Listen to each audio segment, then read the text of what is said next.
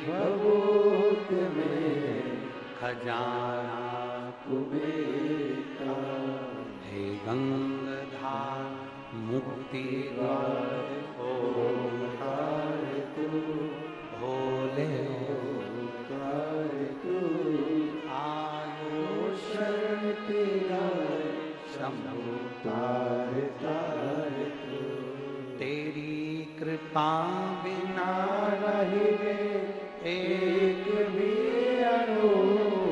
उसकी कृपा नहीं होती तब तक कोई शिव महापुराण की कथा में नहीं पहुंचता, भगवान शंकर की कथा में नहीं पहुंचता। वो देवाधिदेव महादेव ने करुणा करी है, देवाधिदेव महादेव ने कृपा करी, तब हम इतनी चिलचिलाती हुई धूप में शिव महापुराण की कथा में पहुंचे हैं। हमने पहले भी कथा में कहा, बगीचे में से वही फूल तोड़ा जाता है जो फूल सुंदर होता है, जो फूल आपको पसंद आता है। बगीचे से वही पुष्प तोड़ा जाता है जो पुष्प आपको पसंद आता है, आपको अच्छा लगता है, आपको प्रिय लगता है। उसी तरह शिव महापुराण कथा में वही पहुंचता है जिसको महादेव प्रिय लगते हैं, जिनको महादेव की प्रियता होती है, वो प्रियता।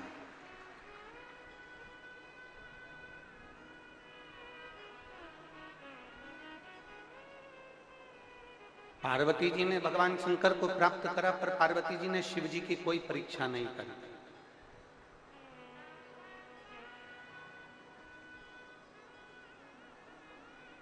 शंकर भगवान ने माता पार्वती जी की परीक्षा करी, पर शिव जी ने माता पार्वती की परीक्षा करी, पर पार्वती जी ने शिव जी की कोई परीक्षा नहीं।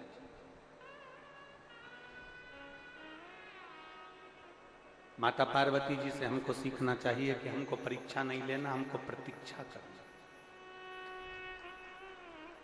पार्वती जी ने परीक्षा नहीं ली, पार्वती जी ने प्रतीक्षा करी। और शिव महापुराण की कथा कहती है, मेरे भोलेनाथ जी की कभी परीक्षा मत लो, आप तो एक लोटा जल चढ़ाते जाओ, थोड़ी प्रतीक्षा करते जाओ, थोड़ा इंतजार करते जाओ, मेरा बाबा तुम्हारा दुख काटेगा जरूर, मेरा बाबा तुम्हारा दुख मिटाएगा जरूर। मेरी माता पार्वती कोई परीक्षा नहीं लेती, मेरी माता पार्वती हमेशा शंकर भगवान की प्रतीक्षा करती। शिव जी को एक लोटा जल चढ़ाऊंगी, इंतजार करूंगी, मेरा बाबा मेरी सुनेगा।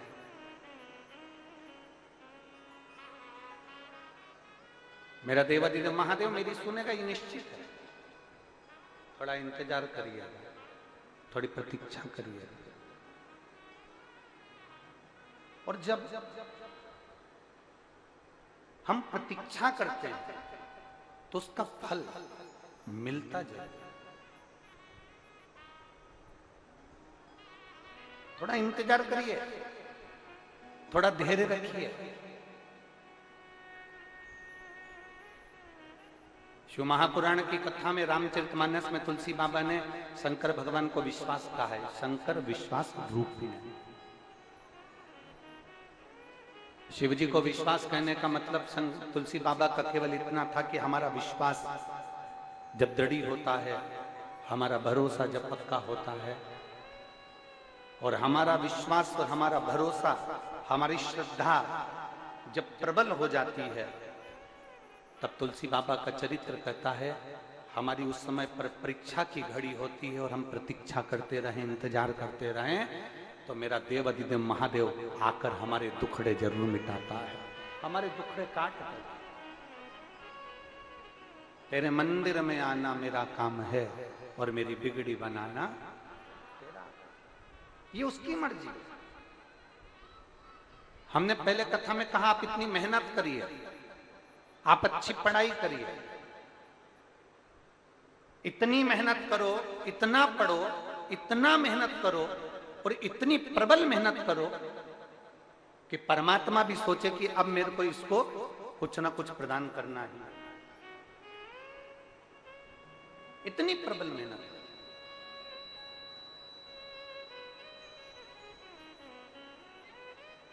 वेद व्यास जी महाराज ने इतने सारी पुराणों की रचना करी है।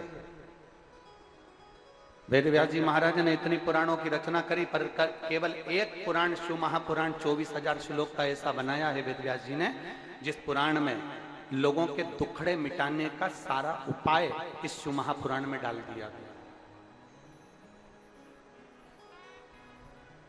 अच्छी विद्या प्राप्त करना है, शिव महापुराण में उसका उपाय मिलेगा। रोग मुक्ति करना है, शिव महापुराण में उसका उपाय मिलेगा। अच्छा विवाह करना है, शिव महापुराण में उसका उपाय मिलेगा। वैभव प्राप्त करना है, शिव महापुराण में उसका उपाय मिलेगा। सत्ता प्राप्त करना है, शिव महापुराण में उसका उपाय मिलेगा। 18 पुराण की रचना वेद व्यास जी ने करी, परंतु केवल एक पुराण शिव महापुराण ऐसा वेद व्यास जी ने रचा। ये 24,000 श्लोक का ये शिव पुराण ऐसा रचा जिसमें वेद व्यास जी ने उसमें सब कुछ रख दिया, सब कुछ।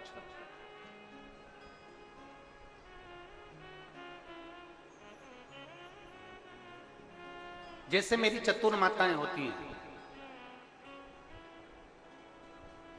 18 पुराण में एक पुराण वेद व्यास जी ने रची जिसमें सारे उपाय दे दिए। ये करोगे इससे ये फल मिलेगा, ऐसा करोगे इससे ये फल मिलेगा, ऐसा करोगे इससे ये फल मिलेगा, एक लोटा जल समर्पित करोगे इससे ये फल मिलेगा। वेद व्यास जी ने सब कुछ इसमें रख दिया। ये उसी तरह जैसे मेरी जो माताएं यहाँ पर बैठी हैं, इन सबके घर में एक ऐसा एक चौकोर या गोल एक डब्बा होता है रसोई घर में। रसोई घर में एक चौकोर या गोल डब्बा रहता है, उसमें इतने बड़े बड़े खन रहते हैं। क्या बोलते हैं उसको? मसाल दानी। उसमें हल्दी, मिर्ची, हींग, राई, जीरा, धनिया, गरम मसाला सब उस डब्बे में रहता है। अब आपको अलग अलग डब्बे उठाना पड़ते हैं क्या? वो एक मसालदानी मेरी जीजियां उठाती हैं और सब्जी बगाड़ देती है। सब्जी को बगाड़ने के लिए एक मसालदानी में उस जीजी ने, मेरी दीदी ने सब कुछ भर कर रखा है। एक मसालदानी उठाओ और सारी सब्जी बगाड़ दो। उसी तरह एक शिव पुराण उठाओ और पूरे दुख को मिटा दो।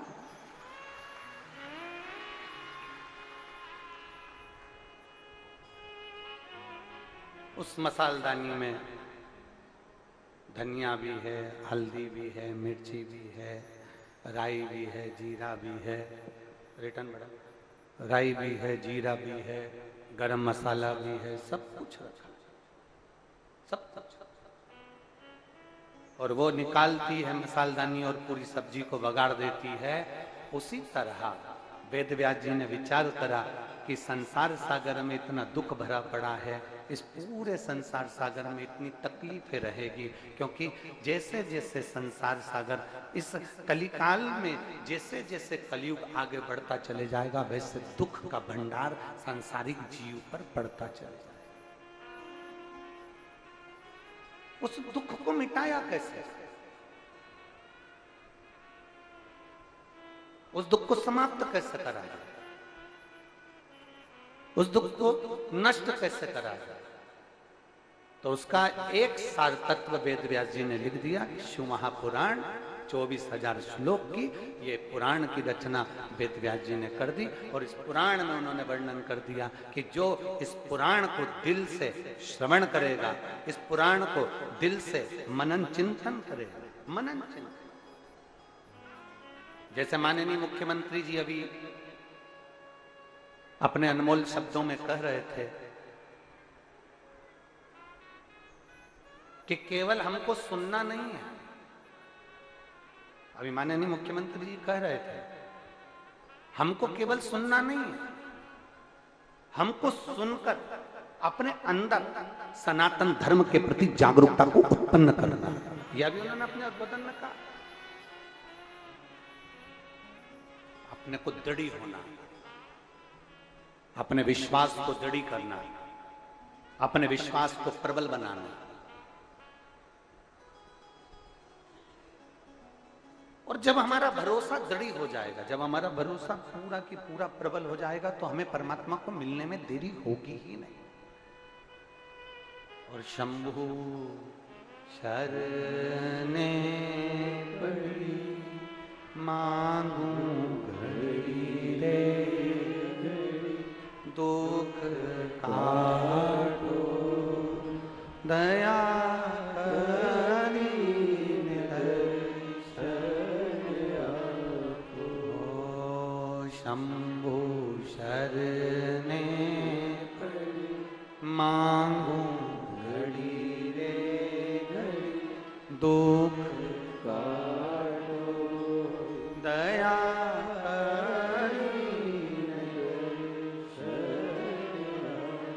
तो शिव महापुराण की कथा कहती है हमें परीक्षा नहीं लेना हमारे शंभु की, हमें प्रतीक्षा करना है हमारे शंभु, थोड़ा इंतजार करना, थोड़ा। कल एक कथा में एक बात कही थी, अच्छा काम करना हो तो, कल कथा सुनी थी ना, क्या बताया था? अच्छा काम करना हो तो तुरंत करो और झगड़ा करना हो तो कल करो। झगड़ा कब करना है? कल। अब ये बात किसी ने सुन ली और कल हमने बताया ना कि 2 दिन हम लोग मिल लेते हैं सबसे, तो जब हमने ये बात यहाँ कह दी तो एक बहन मिलने के लिए आई और उसने एक पत्र हमको, हम जहाँ श्रीधर जी के यहाँ रुके हैं वहाँ हमको पकड़ा दिया। उस पत्र में उस बहन ने लिखा कि गुरु जी आप इतने सारे उपाय बताते हो, हम पति पत्नी का बहुत झगड़ा होता है, हमारे घर में बहुत झगड़ा होता है, उसका कोई उपाय है? मैं कौन सा रतन पहनूं, मैं कौन सा नग पहनूं, मैं पत्रिका किसी को दिखाऊं, मैं कौन सी पूजन करूं, मैं कोई अनुष्ठान करूं, कौन सा उपाय है आप बताओगे क्या? तो हमने कहा हम ये वाला उपाय सबके सामने बता देंगे, आप कहीं पर लिख लेंगे कि घर में क्लेश समाप्त करने का सबसे अच्छा उपाय कौन सा है। तो उसका सबसे अच्छा उपाय एक ही है, जब घर में क्लेश हो पति गूंगा बन जाए और पत्नी बहरी बन जाए।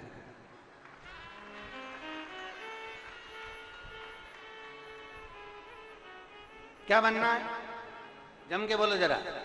पति को क्या बनना है? थोड़ी देर के लिए, आधे घंटे के लिए आपको कुछ नहीं बोलना, मौन। मेरे शंकर जैसे ओघड़दानी मेरे शंभु जैसे विराजमान हो जाए, मेरे ओघड़दानी जैसे विराजमान, मौन। और फिर मेरी जीजियों को क्या करना है? जम के बोलो जरा। अपने भगवान शंकर की अविरल भक्ति में डूब जाओ। कोई अपशब्द तुम्हारे भीतर अगर अंदर आ भी रहा है ना, तुम्हारे भीतर अगर अपशब्द पहुंच भी रहा है ना, तुम्हारे अंदर अगर अपशब्द जा भी रहा है ना, तो उसको निकाल दो, उसको हमको रखना नहीं। उन अपशब्दों को हमारे भीतर नहीं रखना। कचरा कितने दिन तक अपने घर में रखते हो? बोलते जाओ जल्दी जल्दी, कुरुत की माताएं जल्दी बोलो। कचरा कितने दिन तक अपने घर में रखते हो? रात को कचरा इकट्ठा करा तो सवेरे दे दे। कचरा की गाड़ी आती है, जम के बोलो जरा, आवाज लगाती है, क्या कहती है? कचरा निकाल। बस सुबेरे सुबेरे कचरे की गाड़ी आकर चिल्लाती है कि घर में से कचरा बाहर निकालो, गीला कचरा गीले में डालो, सूखा कचरा सूखे में डालो। जैसे कचरे की गाड़ी तुम्हारे दरवाजे पर आकर सुबेरे सुबेरे कहती है कचरा बाहर निकाल दो, वो केवल कचरे के लिए नहीं कहती, वो कहती है अपने अंदर अगर कुछ अहंकार का, लोभ का, आसक्ति का, तृष्णा का, वासना का, अहंकार का कचरा भरा हो तो उसको भी बाहर निकाल दो। वो ज्ञान देकर। कचरा घर में पड़ा रहेगा तो बदबू मारेगा। जम के बोलते जाओ, कचरा घर में है तो बदबू मारेगा। अहंकार अगर अंदर भरा हुआ है तो वो भी बदबू, उस अहंकार को निकाल, उस अभिमान को बाहर फेंक दो। कचरा भी बदबू मार रहा, अहंकार भी बदलना।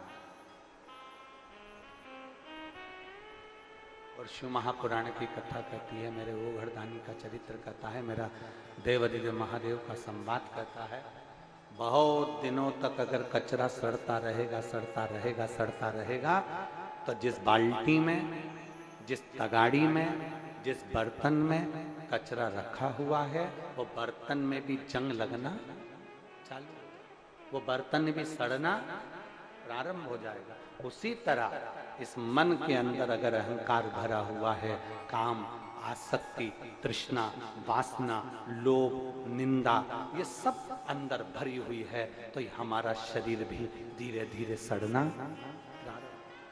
अंदर से हम क्षुब्ध होते चले जाए।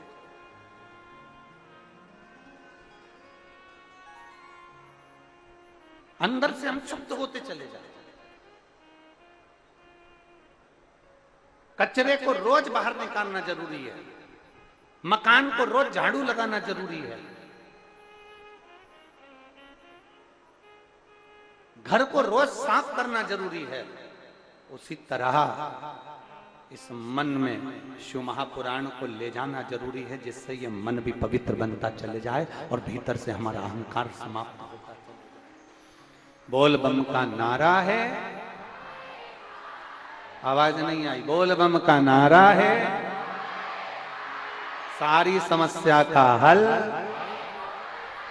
कोई लेट बनता है, कोई जल्दी बनता है, शिव को जल चढ़ाने वाला एक दिन शिव तत्व की प्राप्ति का अपने अंदर शंकर को उतारने का प्रयास कर।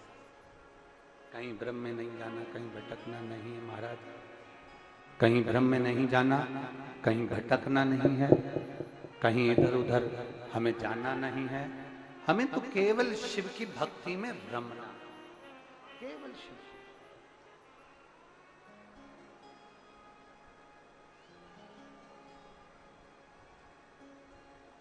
और जब हम शिव की भक्ति में रम जाएंगे ना,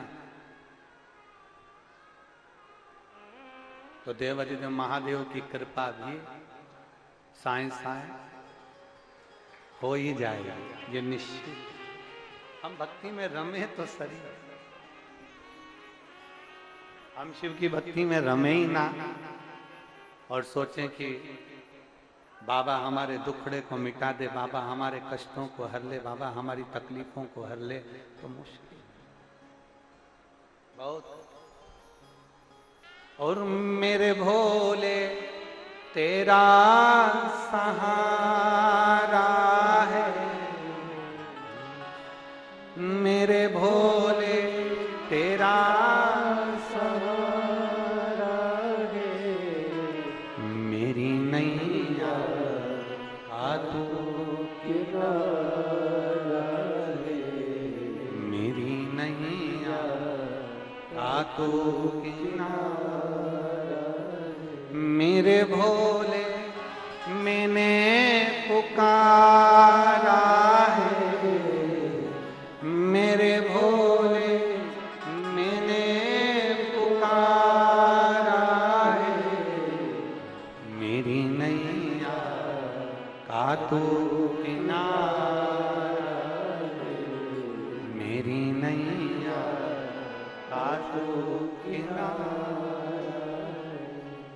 आप उसको पुकारो,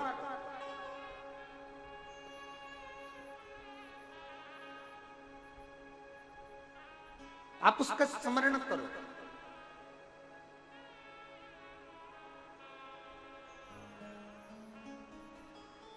कोई दुखी है, उसके दुख को देखकर तुम्हारे भीतर दुख उत्पन्न होना चाहिए।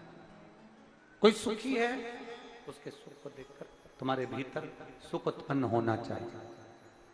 अगर दुख है, देख रहा है कि ये दुखी है, हम पहले भी एक कथा में बोल चुके हैं, ताली बजाने के लिए बहुत सारी जगह है।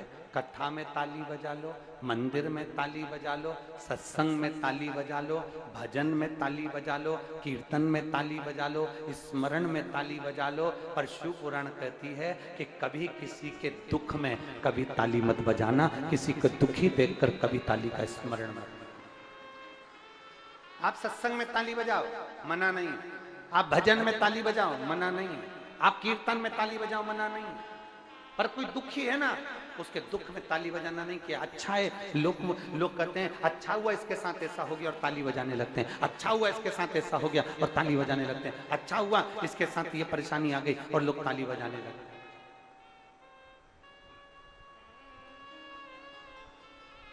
ना,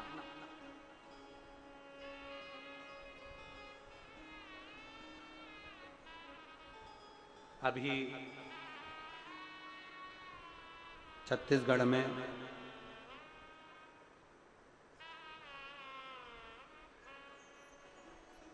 कल परसों में ही एक एक्सीडेंट हुआ। एक गाड़ी खड्डे में गिर गई और लगभग 19 लोगों के उसमें प्राण गए।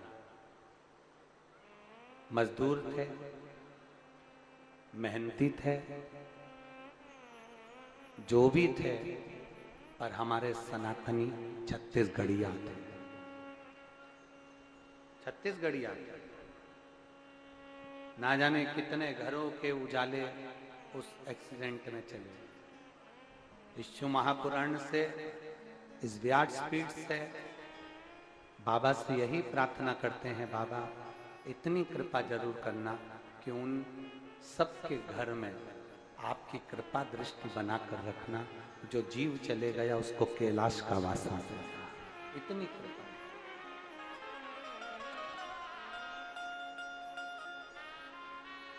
इतनी कृपा जरूर। और मैं छत्तीसगढ़ शासन के माननीय मुख्यमंत्री जी बैठे हैं, उनको बहुत बहुत धन्यवाद देना चाहूंगा कि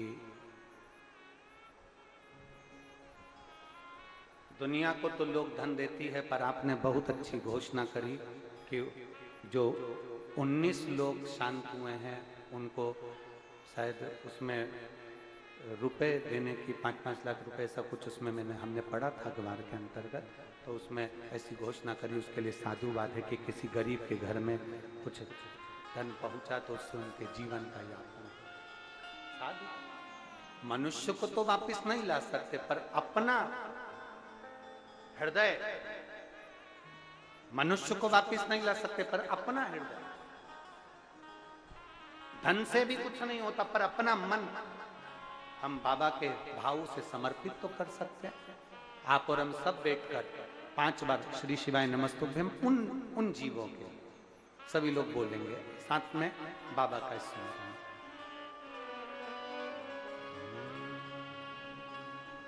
श्री शिवाय नमस्तुभ्यम,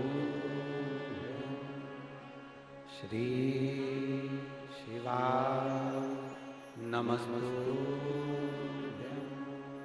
श्री शिवाय नमस्तुभ्यम, श्री शिवाय नमस्तुभ्यम,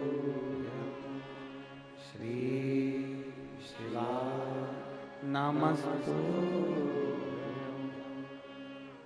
शिव तत्व की प्राप्ति,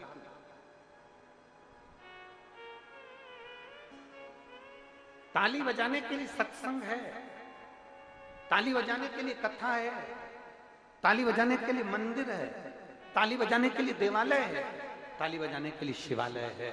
पर किसी के दुख को देखकर कभी ताली मत बजाओ। बन सके तो थोड़ा कदम बढ़ाकर उसकी सेवा करना, उसकी हेल्प करना, उसको सहयोग करना, ये हमें चाहिए।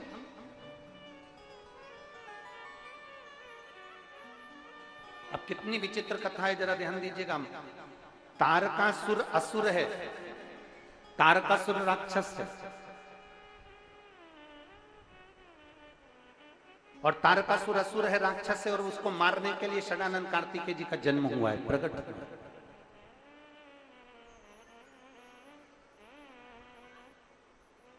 षडानंद कार्तिकेय जी का जन्म हुआ है।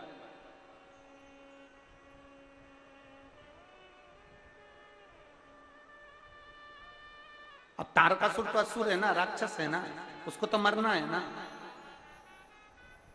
पर माता पार्वती जी अपने पुत्र कार्तिकेय जी से कहती हैं कि तारकासुर को मारना तो उसके हृदय में बाण ना लगे। उसका हृदय छेदित ना हो, उसके हृदय में चोट ना पहुंचे।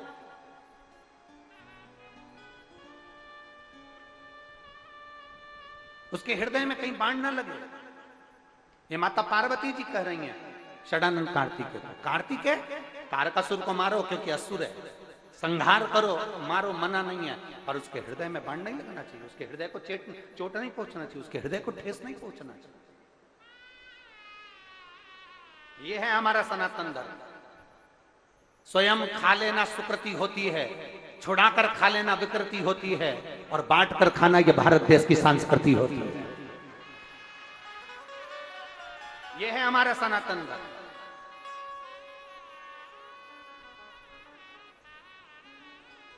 कोई धर्म ये नहीं बताता कि पक्षी को दाना देना, कोई धर्म ये नहीं बताता कि चींटियों को दाना देना, कोई धर्म ये नहीं बताता कि मछली को दाना देना, कोई धर्म ये नहीं बताता कि गौ माता को रोटी देना, कोई धर्म ये नहीं बताता कि वृक्षों की पूजन करना, कोई धर्म ये नहीं बताता कि नदियों की पूजन करना, कोई धर्म ये नहीं बताता कि पृथ्वी की पूजन करना, कोई धर्म ये नहीं बताता कि जीव और जंतु की पूजन करना, कोई धर्म ये नहीं बताता कि नारी का आदर करना, सम्मान करना और सत्कार करना। ये केवल सनातन धर्म के अंदर ही है, इसके सिवा किसी धर्म में नहीं।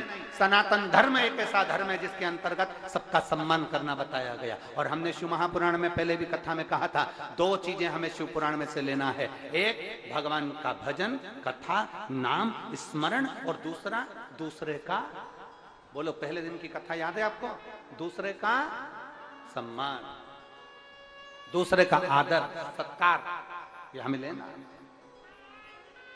पार्वती जी मां भगवान कार्तिकेय से कहती, कार्तिकेय जाओ तारकासुर का संहार करो, पर इतना याद रखना कि उसके हृदय में चोट ना पहुंचे, उसके हृदय में ठेस ना पहुंचे, इतना ध्यान रखिए। शब्द बोलो, वाणी बोलो, पर शब्द ऐसा बोलना कि किसी के हृदय को ठेस। वो कहते हैं ना, वाणी ऐसी आता है आप लोगों को, पुरुद वालों बोलो जरा, बोलो वाणी।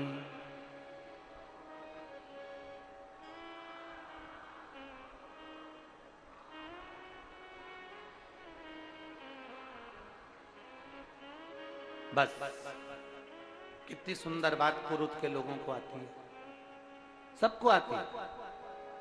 वाणी ऐसी मन का, परंतु आज के जमाने में वाणी ऐसी बोलिए जो जम के झगड़ा हो, पर उससे मत बोलिए जो तुमसे तगड़ा हो।